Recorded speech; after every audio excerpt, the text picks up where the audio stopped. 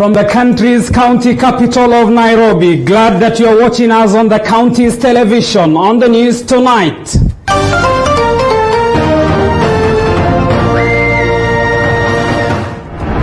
Parliament dissolution scare. Tonight, National Assembly Speaker Justin Muturi accuses Chief Justice David Maraga of hypocrisy. Muturi dares Maraga to declare his tenure unconstitutional if indeed he was approved by what he says is unconstitutional August House. The details here tonight. Learners safer in school. Also tonight, Teachers Union now says learners are safer in school. Is it part of concerted effort to push for reopening of schools? Kayole cold blood killers. Plus, it started as a small verbal confrontation. Eventually, 2 men were left dead and 2 others went into hiding. We have the details of Kayole's cold blood killers. KEMSA 6.1 billion shillings haul. And they bought COVID-19 merchandise worth 7 billion shillings hoping to rake in profits in October. Instead, COVID-19 cases dropped and KEMSA is now staring at 6 billion shillings loss. The details in these newscasts tonight.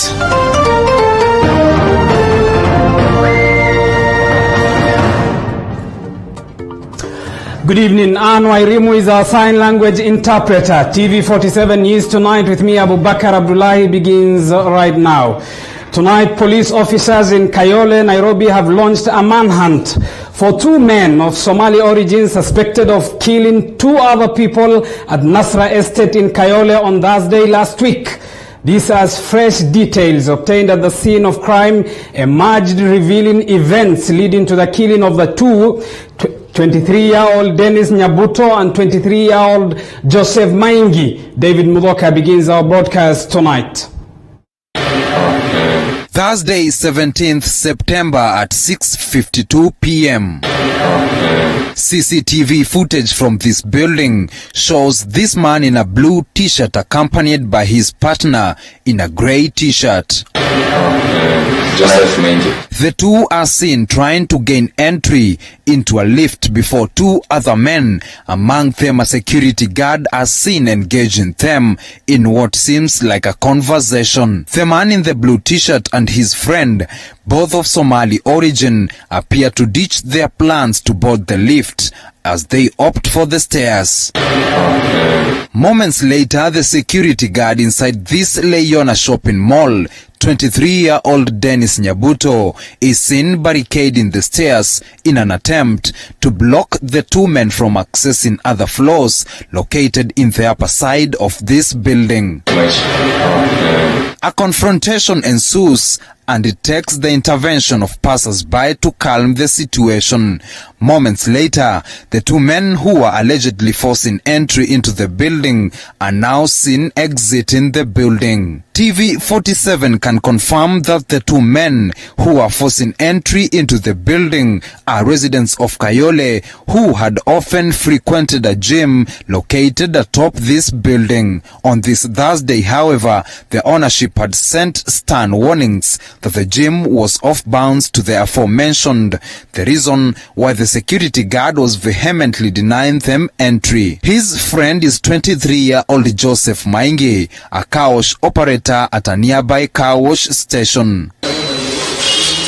At 8:10 p.m., approximately an hour and 10 minutes after the Leona shopping mall incident, one of the men who is in a blue t-shirt is seen sitting on a couch at an adjacent building. He seems restless, and moments later, he reaches for his phone in his trouser pocket, appears to read something, then heads out. 8:12 p.m., a CCTV footage shows this man in the blue t-shirt standing outside. Moments later, his grey t-shirt friend, who now has a red sweater, joins him. Then the 2 leave together. Sources intimate that the latter had briefly parted ways with his accomplice to go pick a knife, which would be the murder weapon in what ensued thereafter.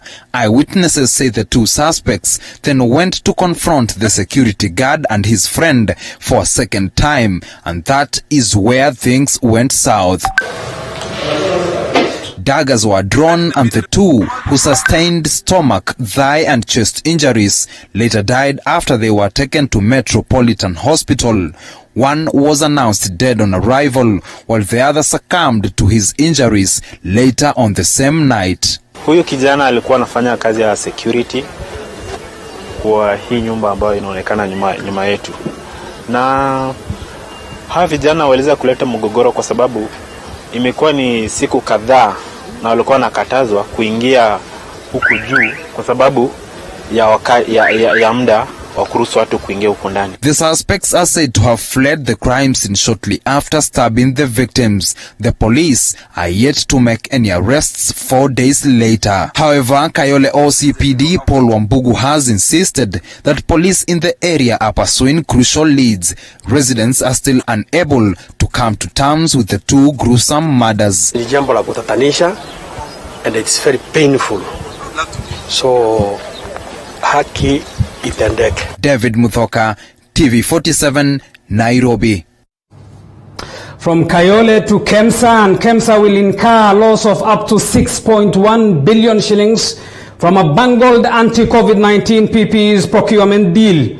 This is according to the National Assembly Health Committee Chair Sabina Chege, who says the authority has been able to offload COVID-19 merchandise worth 1 billion shillings only after procuring merchandise worth 7.2 billion shillings. Zainab Mohammed has the details.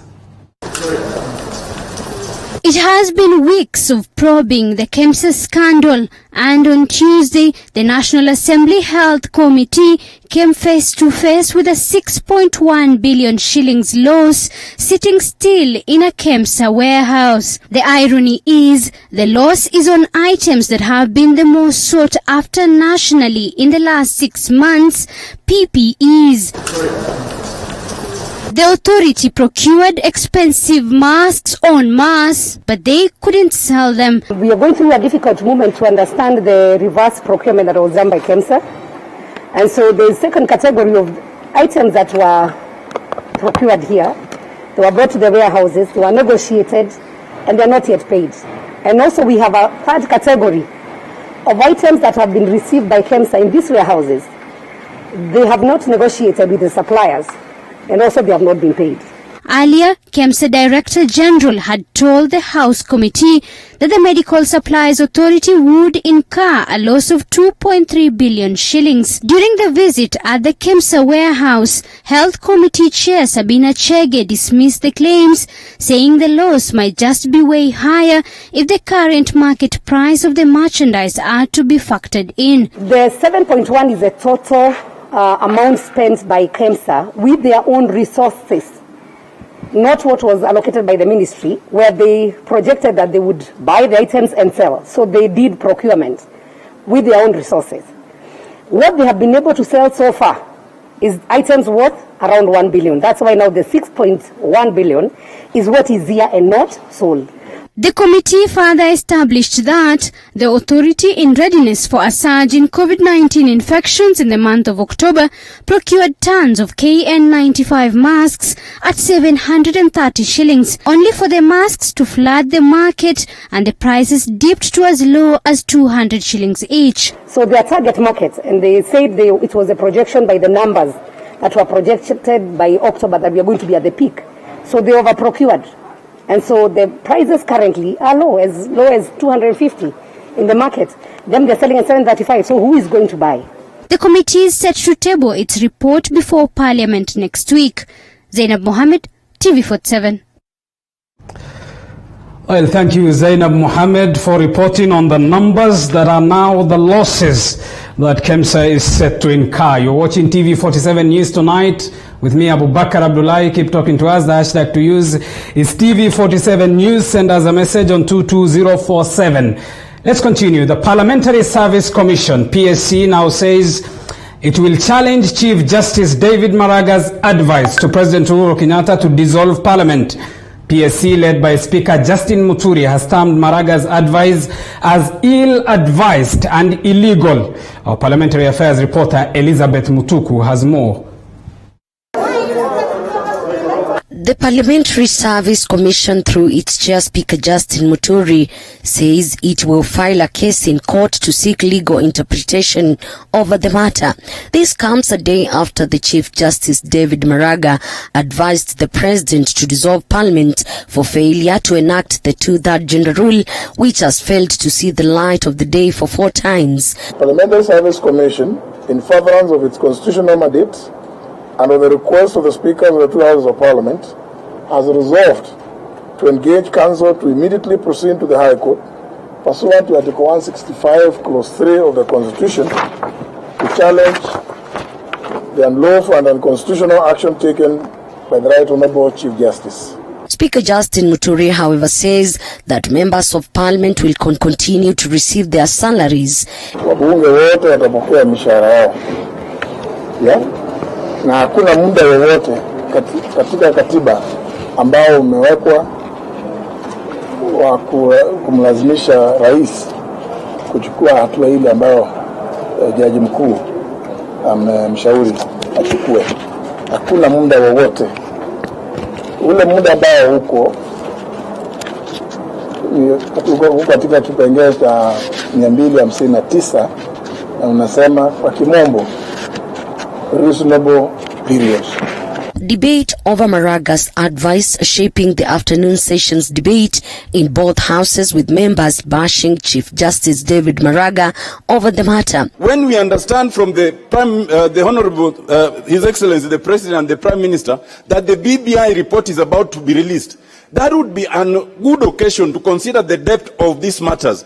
If you were to take that advice now, Mr. Speaker, we'll plunge into a deeper constitutional crisis. Therefore, my view, Mr. Speaker, is that advice, well-meaning as it might be, is advice that should not be taken because we'll be in a crisis. Thank you, Mr. Speaker.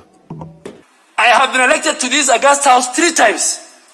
The people who elect me most, my loyal supporters, are women. And every weekend I go to Garissa. And the women of Garissa Township, they don't know anything about this 2/3 gender principle. They don't know. However, a section of male legislators are blaming their female counterparts over the failure of the law. In the cabinet itself, there's no 2/3 gender rule, Mr. Speaker. This parliament has worked extra hard, Mr. Speaker, to achieve this. And the many legislators who are shouting outside there, particularly our female colleagues, they should stop pretending, Mr. Speaker. We've been in this parliament, and the time of voting when it was here, they were away in New York to gain allowances, Mr. Speaker, as opposed to advancing this. It is really shameful, Mr. Speaker, for those of you. If you push me, I'll mention your names. We have not been having full house of women MPs in this house, Mr. Speaker. Let truth be told. They are the ones who are failing us. I have never failed to be here to vote for this amendment. Most of them have not been here. Many of them. And when you say that, they get agitated. You should not be agitated. If you are elected here to come and represent women issues, please do it. Maraga, in his advice to the President, termed Parliament as illegally constituted, a move that has raised heated debate in both houses. The President that it will be an extremely dangerous misadventure to try and dissolve Parliament. Parliament has a fixed term. Nobody can interfere. The bad old days, Madam Speaker, when you would be on the floor speaking the way I'm speaking, and there's a news flash that the President has dissolved Parliament, and your speech ends there and you go home. Those days are gone. I am not persuaded that the President does not have a jurisdiction quasi-judicial to check whether the process under Article 261 has been followed. Madam Speaker, we want to tell His Excellency at the time he's exercising this jurisdiction, and we hope the Attorney General, who is mentioned in Article 261(6)(b), that the order directing Parliament and the Attorney General to take steps to ensure that the required legislation is enacted. Madam Speaker, this part of the Constitution was not complied with. And now it's just a matter of wait and see who has the final say in dissolving Parliament between President Uhuru Kenyatta and the judiciary. Elizabeth Mutuko, Parliament, Nairobi. Now, the advice by the Chief Justice David Maraga has been criticized by a section of lawyers, with some claiming it does not compel the president to dissolve parliament. The supporters of the BBI rally now claiming that the solution to the matter will be addressed by the BBI. Josh Onsare has the details. The advisory by the Chief Justice David Maraga to the President to dissolve Parliament has raised mixed reactions from legislators and lawyers. Simply an advisory, not a judicial decision. Advisory in legal interpretation means consultations. And once it dissolves Parliament, you are home. Personally, I'm not scared, and I'm willing to go home. And I'm willing to be elected or be thrown out. And Mr. Speaker, this is one thing that we should not accept. This is politics. This is politics. This is politicizing the institution of Parliament. With a section of senior lawyers now claiming that the law does not compel the President to dissolve Parliament. Lawyer Ahmed Nasir Abdullahi says Article 261 Section 7 gives the President the way to ignore the advisory. His sentiments echoed by Professor Tom Ojienda, who says that the President will not dissolve the House. A section of members of Parliament are now pointing out at the contradictions in the law. But every cloud has a silver lining. Mr. Speaker, the silver lining on this cloud is that now members of this House have a chance to look at the various contradictions that we have in our Constitution and see how best we can resolve them. The only way to resolve these contradictions that we have in the Constitution is through the BBI process, not by this advisory to the President. The Constitution and Implementation Committee's chairman, Jeremiah Kioni, says the dissolution of Parliament will create a constitution crisis. The Constitution that we have is a product, by and large, of activism. We must be very careful, because the implementers of a Constitution that was brought forth by activism should not be activists. You will burn the country. Tunajua kwamba bunge ndio inatoa makadirio ya zile pesa zitatumika. Sasa ikiwa tunavunja kwa njia ambayo haijulikani, alafu ni bunge gani itaweka rasilimali ama pesa za kuendesha program za Wakenya kutoka hapa? Na tena tujiulize, kuna maana gani kuvunjilia hili bunge na tumebaki sasa chini ya miaka miwili tuingie kwa uchaguzi? Tumebaki na miezi karibu 20 peke yake tuingie kwa uchaguzi wa 2022. Kwa hivyo kuna haja gani kuvunjilia sasa bunge iliyoko? Josh Onsare, TV47 Nairobi. Now, since 2003, Rwanda's constitution has required women to hold 30% of elected positions. Today, with 49 women in parliament, that figure is 61%, the highest in the world. 4 of the 7 Supreme Court judges are also women. Diana Iriza tells us how Rwanda unraveled the gender parity riddle.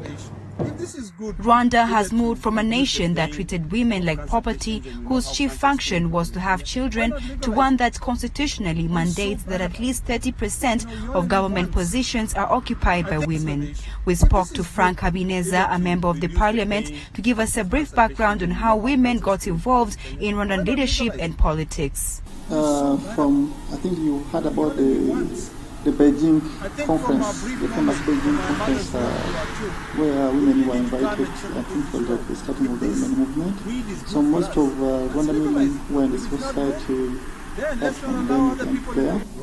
There was a platform, I think, for family. There were many NGOs dealing in the women affairs. At that time, we did not have a lot of national platforms for women. We didn't have national women council or what. So that parliamentary forum proposed a new law, which was voted first as a law, and then that helped to make sure that by the time we were enacting a new constitution, in 2003, they made sure that women became a key component in the new parliament. Just like in Kenya, Rwanda has a bicameral parliament. It consists of two chambers, the Senate upper house and the Chamber of Deputies lower house. Rwanda was the first country in the world with a female majority in parliament, currently at 61.3% for the lower house and 38.5% for the upper house. Nonetheless, a lot of concerns have been expressed globally on the productivity of the women in the parliament in Rwanda. But according to me, it shows me that the women has given the floor or the stage to show what they can do. Because I don't think there is something men can do that women cannot do. Giving them the floor to show what they can do, it shows the capability of women too. And like before 1994 and everything. But according to me, directly, I don't think I have seen some effect. But women can work like men. Before, men had the big number in the parliament, but no one said about their production in the parliament. But when women are in the big number, people start to say that they are not contributing in the development of the country, which is not true. In the parliament, when, for example, there is an idea which is positive, it can be from a man or from a woman. So an idea, a good idea, doesn't depend on the gender. In Rwanda, the presidency remains the domain of men since year 2000. The office has been held by Paul Kagame, the former military commander whose forces ended the genocide, but women occupy 13 of the 26 seats in the Rwanda's cabinet. Viewed as an authoritarian by some, a visionary leader by others, Kagame, with his ruling Rwanda Patriotic Front, championed the push to form a new national identity that purged any mention of Hutu and Tutsi and took giant leaps toward gender equality. Thank you, Diana Iriza from Kigali, Rwanda, for that report. You are watching TV47 News Tonight with me, Abubakar Abdullahi. Time for us to take another short break. We'll be back with more news after this break. Stay tuned. We're all equal. Let us be strong about it. I'm actually getting high. So let me just get out. But anyway, on a serious note, this is very interesting. I think my host can show you all this. Turn the camera this way. Okay? Look at this. I can walk back. I can calm down. All right, let's do this. Look at me. This is all weed. Look at it. All this is weed. Weed. Look at it. And it's legal. Damn. I would love to live here. Ladies and gentlemen, this is crazy. I'm right in the middle of a farm in a place called Lithuania. And what you can see here is actually marijuana, taller than me. Why is it that we in Kenya are still stuck with the old ways of saying this is an illegal drug, this is crazy? My host is telling me that this is hemp. It is used for construction, for making ropes. But really, it actually smells like weed. I might get out of here high. But anyway, that's not the issue. If this is good, either to reduce the pain of cancer patients, and we know how cancer is killing people in Kenya, why not legalize it? What is so bad about it? You know, you only live once. I think from our brief moment, from our mother's womb to our tomb, we really need to come and settle this issue out. If this weed is good for us, let's legalize it. If it's not good, then let's not allow other people in the world to plant it. Come on. You know, today we're talking about LGBT. And some are saying there's no more difference. We are all equal. And if we're all equal, let us be strong about it. I'm actually getting high. So let me just get out. But anyway, on a serious note, this is very interesting. I think my host can show you all this. Turn the camera this way. Okay? Look at this. I can walk back. I can calm down. All right, let's do this. Look at me. This is all weed. Look at it. All this is weed. Weed. Look at it. And it's legal. Damn. I would love to live here. Ladies and gentlemen, this is crazy. I'm right in the middle of a farm in a place called Lithuania. And what you can see here is actually marijuana, taller than me. Why is it that we in Kenya are still stuck with the old ways of saying this is an illegal drug, this is crazy? My horse is telling me that this is hemp. It is used for construction, for making ropes. But really, it actually smells like weed. I might get out of here high. But anyway, that's not the issue. If this is good, either to reduce the pain of cancer patients, and we know how cancer is killing people in Kenya, why not legalize it? What is so bad about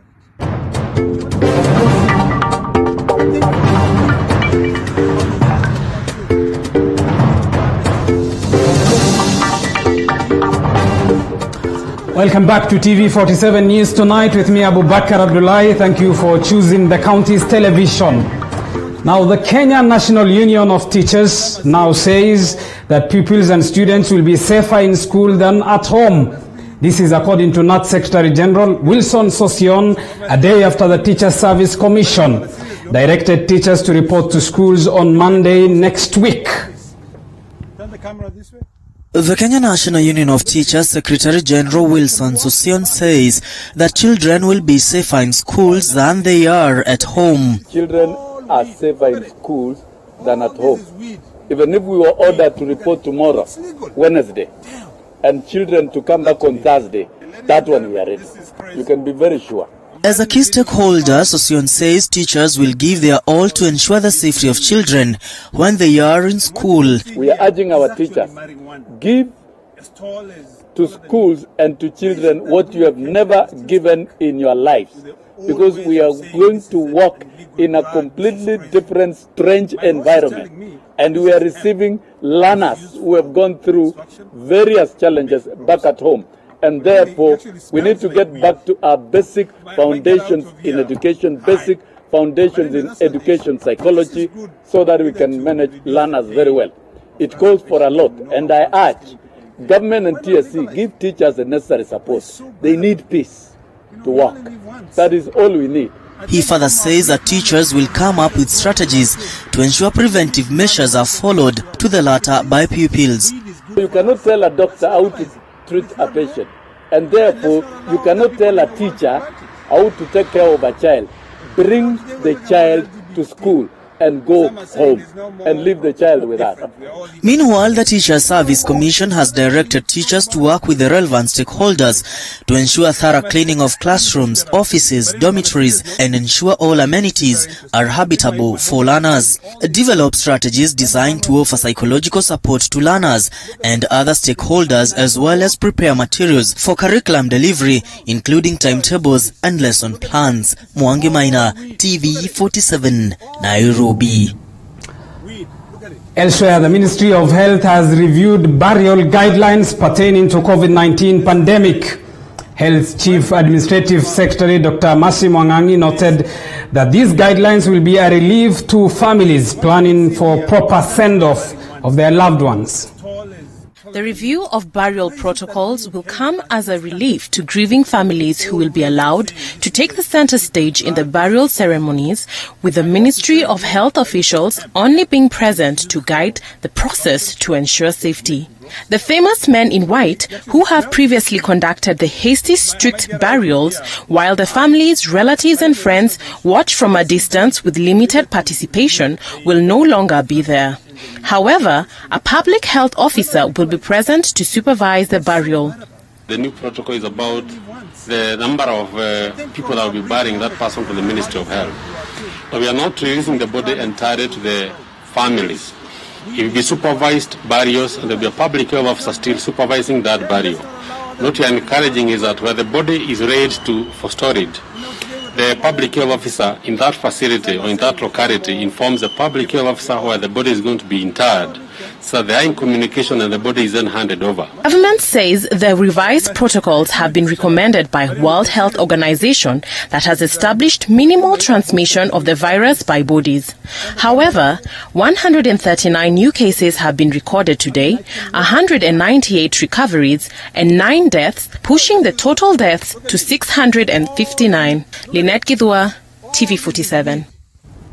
Now, today marks the World Rhino Day, and various cases of poaching in the country have immensely decreased in the last 3 years to 1%. This is a step that the Cabinet Secretary for Tourism and Wildlife, Najib Balala, says is encouraging. Though to maintain the rate of rhino survival, several strategies have been put in place and are to be implemented. Nanok Lorraine explains. As the world marks World Rhino Day, a number of measures have been proposed to ensure the endangered animal is protected. Among the measures are strategies of maintaining high level of security and surveillance, providing sufficient and dedicated space for breeding, stamping out all trade concerning rhinos and rhino horns, and providing incentives for landowners to establish more rhino sanctuaries. In a meeting that was held by Tourism and Wildlife CS Najib Balala, it was noted that the rate of poached rhino cases in the country has significantly dropped to 1%, and in this year alone, no case resulting from poaching has been recorded. We are lucky. In the last 3 years, we have done very well, and also poaching has reduced to only 1% of rhinos. So we had 4 rhinos were poached, 1 black and 3 white in 2019, and touch wood, till today we are trying to save. So no incident has happened and no poaching cases has been reported. President Uhuru Kenyatta issued a directive last year to stop the use of single-use plastics in parks. The directive goes hand in hand with World Rhino Day, as wildlife survival is dependent on a conducive environment. Today, even as we celebrate the World Rhino Day, we basically looking at the ecosystem in which these rhinos exist, and therefore in making sure that we do not have plastics in the ecosystem, we are ensuring that the rhinos are able to feed on the basics. They are actually able to feed on the grassland, they are able to feed on the bushes without them consuming any plastics. Remember that consumption of any plastics has an effect to them. Might lead to death, might have an effect in terms of reproduction, and therefore this connection between conserving the environment and protecting our wildlife is so critical. The challenge of inadequate space for wildlife to roam around has threatened the lives of these animals, a challenge that Kenya Wildlife Service KWS says is at the forefront in pushing for allocation of more wildlife space. Remember, historically we had all these free spaces the wildlife would be able to move, but you know that many of the wildlife corridors have now been closed, and therefore as Kenya Wildlife Service we've been forefront in terms of pushing for increasing for space for conservation. So one of our biggest challenges today is space for wildlife. Nanok Lorraine, TV47. Thank you, Nanok. And moving on, Deputy President William Ruto was this afternoon at the Jubilee headquarters.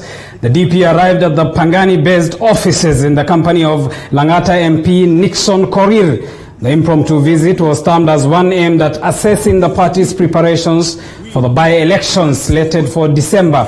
This comes after a split in the party that saw the Jubilee faction affiliated to the DP opening another office named Jubilee Asili.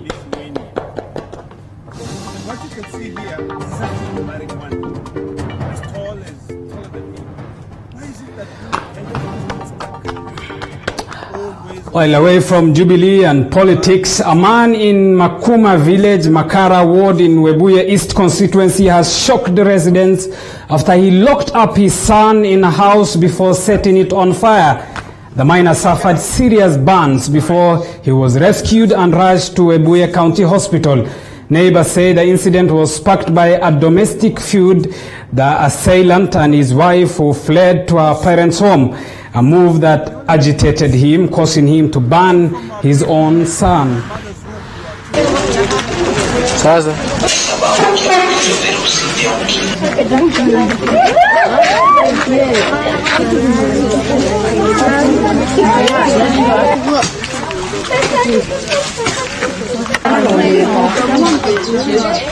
mwanaume ambaye aligombana na mke wake, mke akatoka akaenda kwao kwa ajili ya mapumziko. Mwanaume alishikwa na hasira, akaweka mtoto wake ambaye ni mdogo, umri wa miaka 5-6. Alimweka mle ndani, akajimwagia petrol na mtoto. Sema kweli, alipowasha moto ulianza kuchoma, na uliposhika mtoto akasikia mtoto analia kwa uchungu. Mwanaume alitoroka nje, ingawaje alikuwa na majeraha kidogo, na mtoto ameumia sana na pia mwenyewe. Sasa wasasi na wazii, ukomvi wa nyumba wa mama na baba tusiingize. Sasa huyu angeenda na huyo mtoto angechomeka. Indeed, a very unfortunate incident. You're watching TV47 News Tonight with me, Abu Bakr Abdullahi. Time for us to take another short break. When we come back from the break, we'll be making sense of the advisory of the Chief Justice David Maraga to President Uhuru Kenyatta to dissolve the National Assembly, Parliament in general. Our guests tonight, Jeremiah Kioni, Nderagwa Member of Parliament, who is also the chairperson of the Constitutional Implementation Oversight Committee, and Isaac Mwaura, who is also a nominated Senator. Talk to us. The hashtag to use is TV47 News. Send us a message on 22047. We'll be back with that discussion after this break.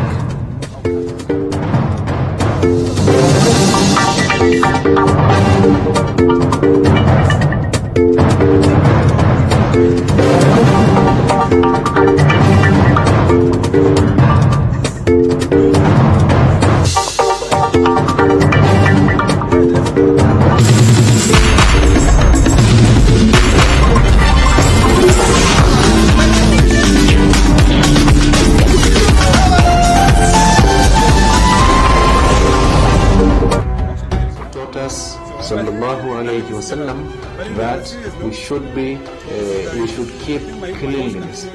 Actually, he said that cleanliness is what is best for a Muslim. And from him, Prophet Muhammad sallallahu alaihi wasallam, hand washing, which is part of cleanliness, hand washing, that we wash our hands, we wash our faces, we wash every time with soap.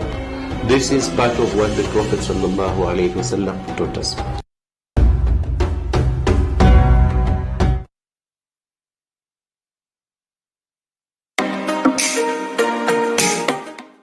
In this new era, we all want to get rich men. Ladies are becoming allured by the older men. These older men, you don't say they don't satisfy you. I mean, they do. And if in case I will satisfy, you go look for some and sort yourself out. But how old is too old? 80, 90, even the one that I'm pushing with a wheelchair, the one who cannot breathe. Are we going against the societal norms? But what I realize is that people will talk. Whether you're struggling on a mkokoteni or whether you're on that jet to Dubai, people are still gonna talk. Tune in to the Garden of Eden this Wednesday from 10 p.m. as we talk on the allure of older men.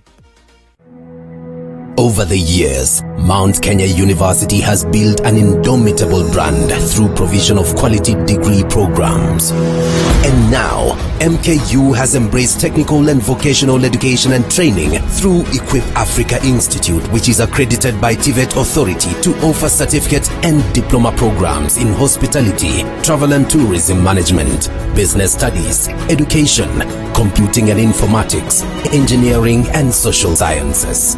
Intake is in progress. Equip Africa Institute, promotion of competence, innovation and excellence.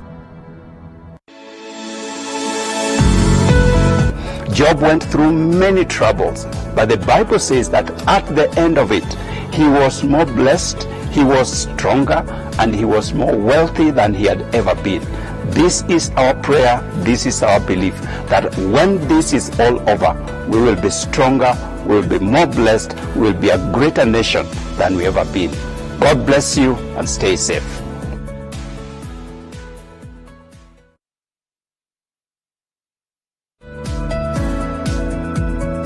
As we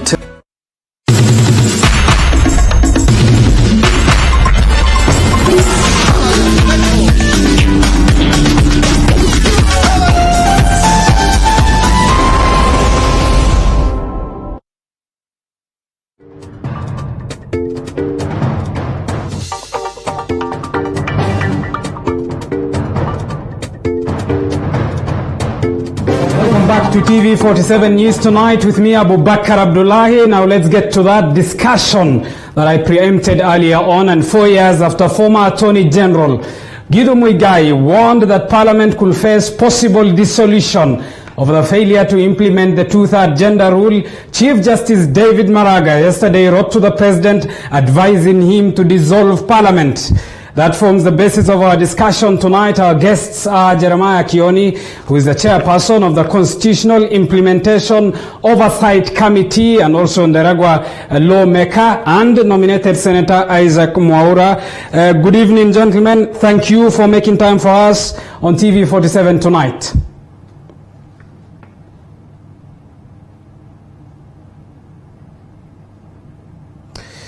All right, as a viewer, your voice matters. Keep talking to us. Send us a message on 22047. The hashtag to use is TV47 News. You can be part of that discussion. The question we are asking you tonight is, should President Uhuru Kenyatta go ahead following the advisory of the Chief Justice David Maraga and dissolve Parliament? Talk to us. The hashtag to use is TV47 News. Send us a message on 22047. Let me go through some of your feedback that is already streaming in on 22047. Nixon Duruge says, I think the Chief Justice Maraga is just following the law, and it is the duty of the lawmakers to correct the constitutional anomalies. Talk to us. The hashtag to use is TV47 News. Send us a message on 22047.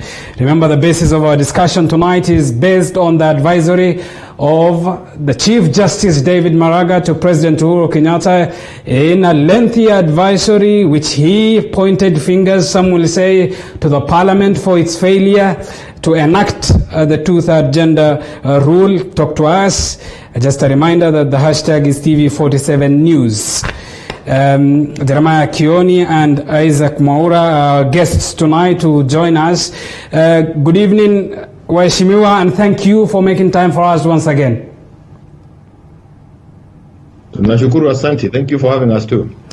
All right, Jeremiah, let me start with you. In that advisory, the Chief Justice has advised President Uhuru Kenyatta to dissolve Parliament. First, does that point to an unconstitutional house? There would be very many would say that it is an unconstitutional house and all the rest, and even some of the submission during the hearing, there were those who alleged that this is unconstitutional. But I see that the Chief Justice has to avoid such a statement, again for obvious reason, that in making us be wary of the public good, what is the benefit, what is the good, the advisory that you give. So I see that the Chief Justice is not to allude to any form of perhaps the need to implement of the two-third gender rule, and I think he left it at. But Jeremiah Kioni, is the Chief Justice not following the Constitution as per Article 261, which says the Chief Justice shall advise the President to dissolve Parliament and the President shall dissolve Parliament? This is what the Constitution dictates. He's simply following the Constitution himself, one will argue. No, he is following the Constitution. That is what is expected of him under Article 261. But as I've mentioned, it is important that when all these, you know, why is it that we have a law? Why is it that we have a constitution? Why is it that we have a parliament, a judiciary, and executive? It's so that the lives of Kenyans can be better. We have order, we have continuity, and all those documents are supposed to make us better human beings. So any decision that comes out of them also should be seen to be in the same light. Mm-hmm. So the Chief Justice is certainly following the Constitution, and even as you follow the Constitution and implement it, it should bring out the best of us, and judgment should make sure that we move on in a better way as a country. But I hear you. He has done what is expected of him. The decision now has been left with the political arm because he made the legal or the constitutional decision. Now it is a political decision that must be made by the president, and that was the design of the constitution. All right, let me bring Isaac Mwaura, who is a nominated senator, to the discussion. If one is to look again at the Constitution and look at Article 81, which is the genesis of this two-third gender rule, is it first practically possible, or was this a far-fetched idea, in your own view? Obakar, thank you very much. I think I don't agree with Justice Maraga at all. I think he was supposed to do a fairly administrative action as per Article 47 of the Constitution, and by, in specificity, Article 261, Clause 6. But then I think what we are seeing is a Chief Justice who is activist in nature, who is just about to retire by December, and who wants now, therefore, to be remembered for having, made two key rulings. And I think this one is very ill-advised. Why am I saying so? Because there is no due process of the law. For example, when the case that was presented before Justice Mativo was determined and an appeal was dismissed, there was no transmission of the order of the court to the speakers of both, the National Assembly and the Senate. And when such a matter was canvassed, when 6 petitioners, applied to move the court or the judiciary to dissolve, to advise on the dissolution of Parliament as passed to Article 261, what has emerged is a situation where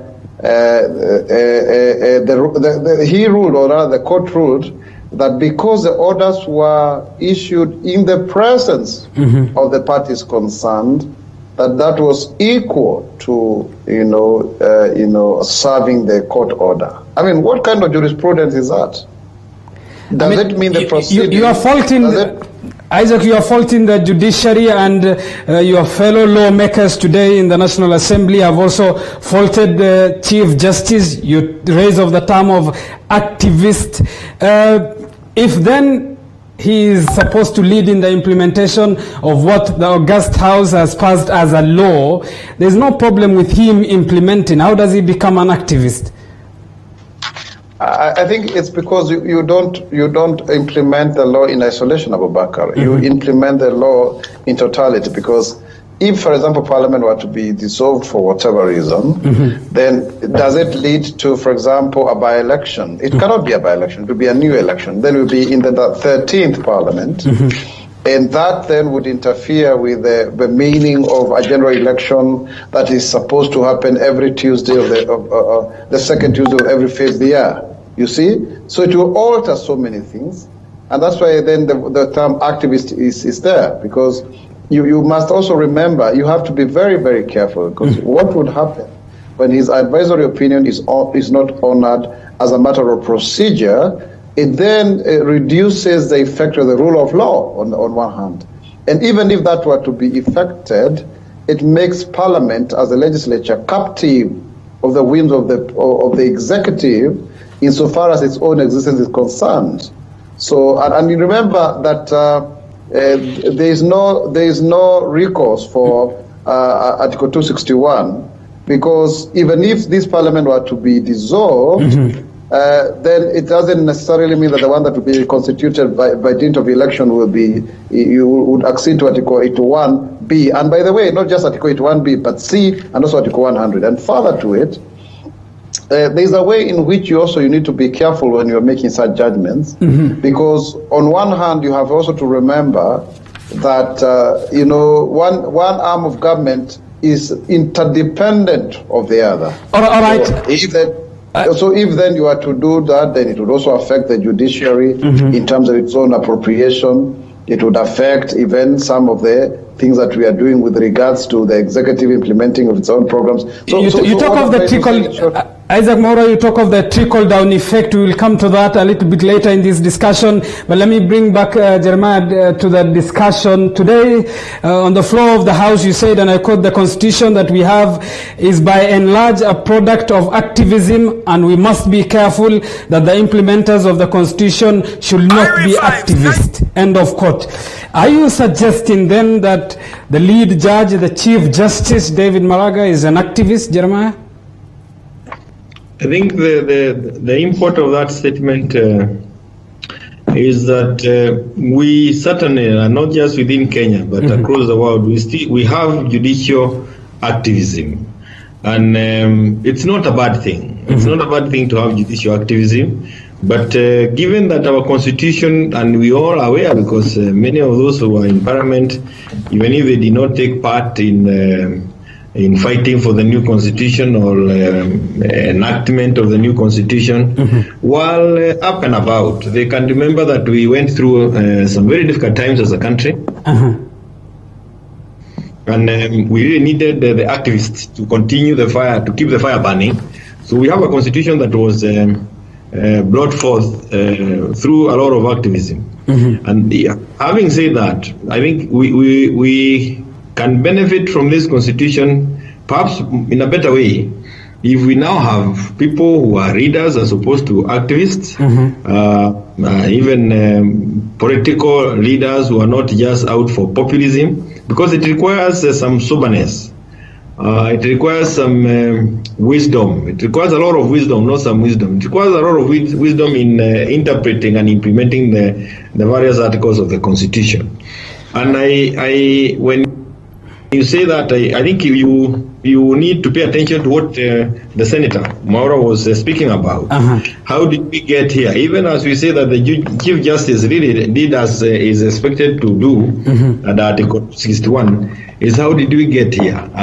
Is it have we paid attention to all the weighty issues that or the matters that have been put forward? Have we tried as Parliament? And I can tell you that as members of Parliament or as the institution that is in charge of registration, attempts to implement the issue of two-third gender rule has been made, not once, not twice, 3 times. It has been made 4 times on the floor of the House. All of them. Jeremiah, you asked the question of how has it come over the years.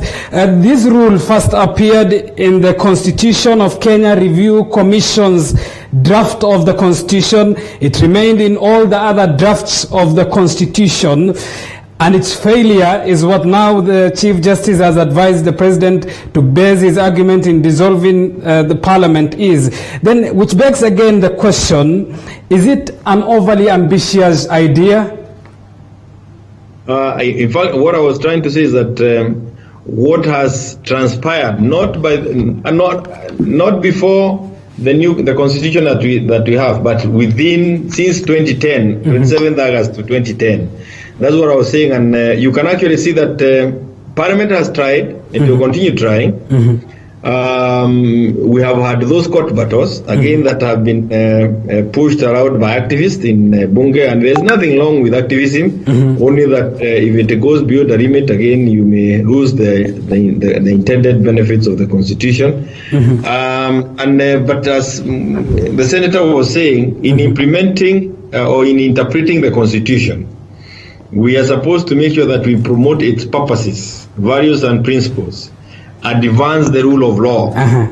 When you have this kind of a judgment or advisory opinion, and like, for example, if Parliament is sent home by the President in the coming days, have we advanced the rule of law? Are we likely to get things done in a legal way, or we now have to kind of almost declare a state of emergency so that the President is able to do things without coming back to Parliament because the Parliament is not there? How does the country continue functioning at this time?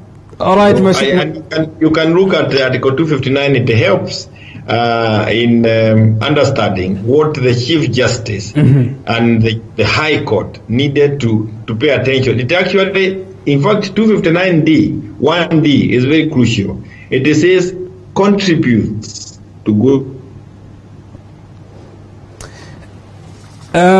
All right, let me bring Isaac to the discussion. Credit to Parliament. 4 times Parliament has tried to enact this law, once in 2016, 2018, the recent one in 2019, another one 1 year just after the promulgation of the Constitution, as well as February 2017. 4 times, 4 fair trials. Are they enough? Should we have expected, at least as Kenyans, more from Parliament, Isaac?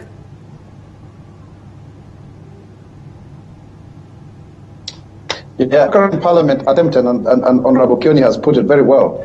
If Parliament attempted to legislate, there were bills on the floor of the House, majority of the members felt on the contrary opinion. Does that amount to a defiance of the Constitution?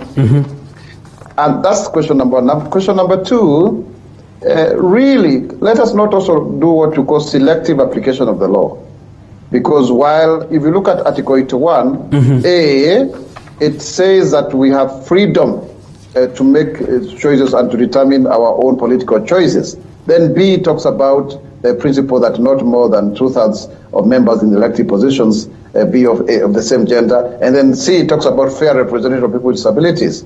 Now, the real article that needs to be looked at is Article 100, because Article 100 is the one that speaks about Parliament. Article 81 is general, because if you are to say so, then a deputy president should be a woman or a man, vice versa. So as the governors. Even Justice Maraga himself needs to question whether the superior courts are actually properly constituted, even including our cabinet.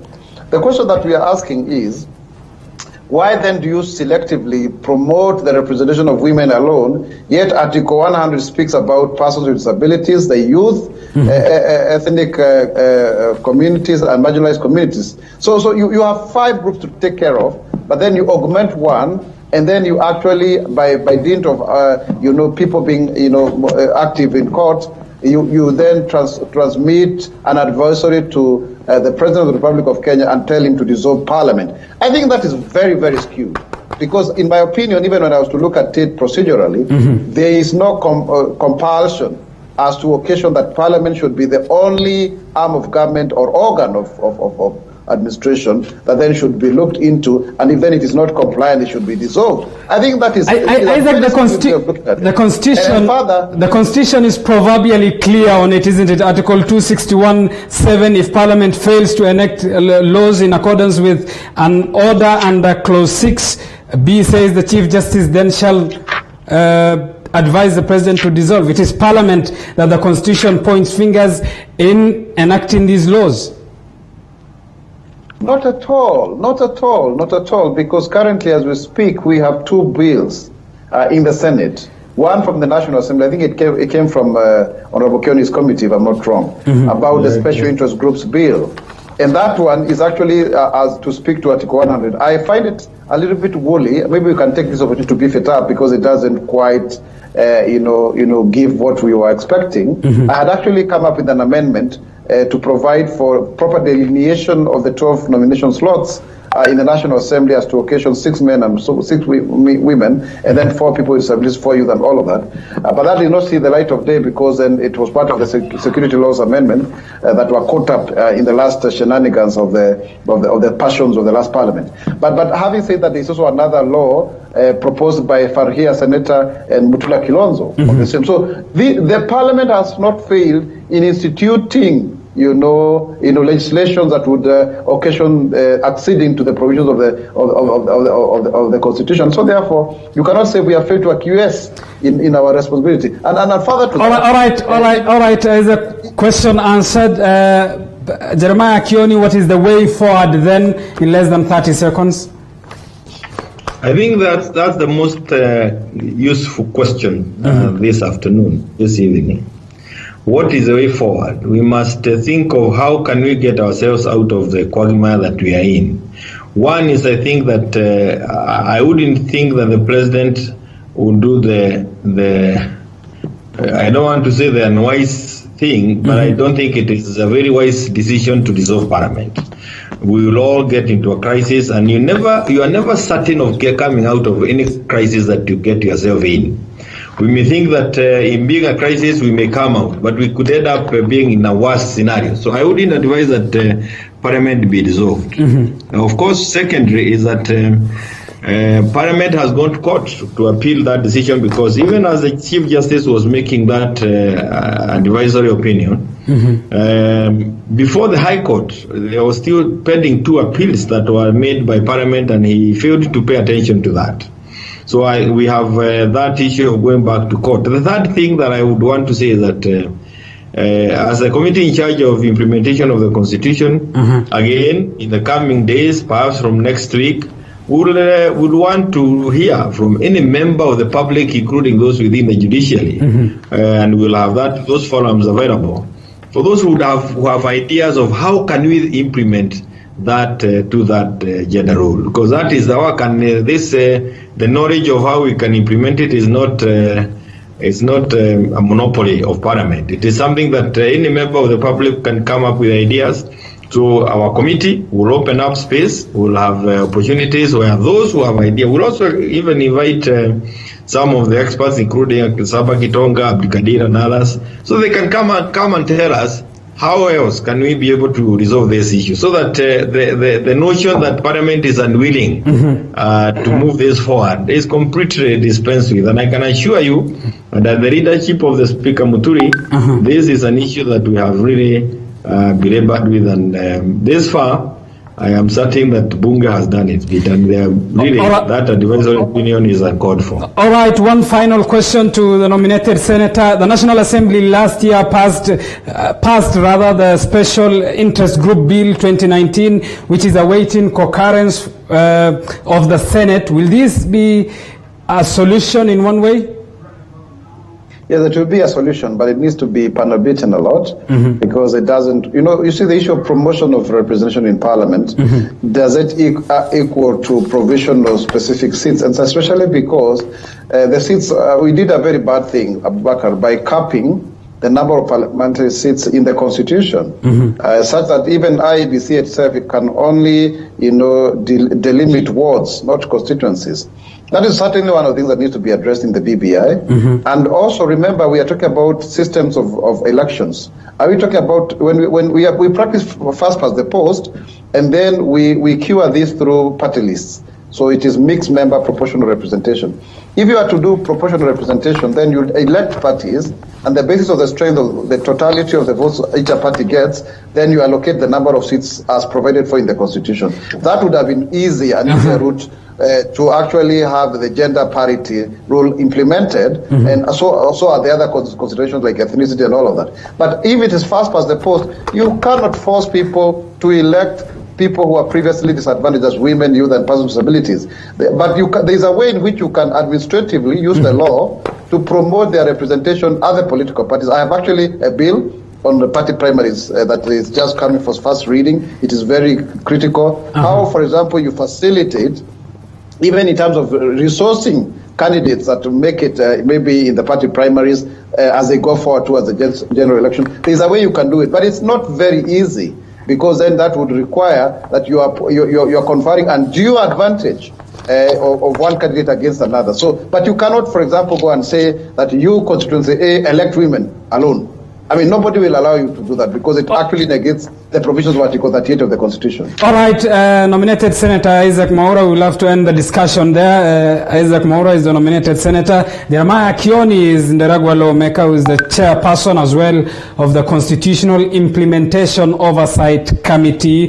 Keep talking to us. The hashtag to use is TV47 News. Share with us your thoughts. Send us a message on 22047. Just an appeal to the Senate. Yes. Just an appeal to the Senate to work quickly on the bill that we did on Article 100, so that we are done with these issues. We we could bog ourselves down with many amendments, and I can tell you it will be very difficult to have anything new on that bill. Now, that's why it has taken almost 10 years to enact, because it's a very difficult bill. And I urge that the Senate disperses with it quickly, so that it is before the President for assent, and that may indicate to the Senate that we are not dragging our feet on anything. All right. It left Parliament, it left the National Assembly on the 11th of March, 2020, and we are expecting it from the Senate. I hope we can get it in the coming days. All right, and that is the Representation of Special Interest Group Bill 2019, which facilitates specific groups that are covered in Article 100 of the Constitution. Thank you, gentlemen, for making... Thank you, gentlemen, for making time for us. Just a reminder as well that it is not all doom and gloom in as far as women representation is concerned.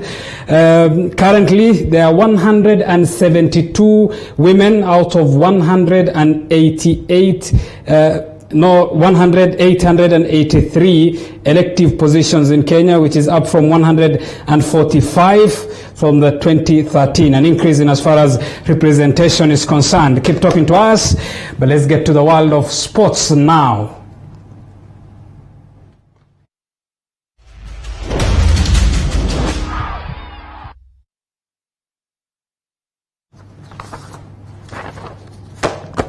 To the world of sports, and the government has pledged to look into the plight of Kenyan sportsmen donning national team jerseys, especially those who live with disabilities.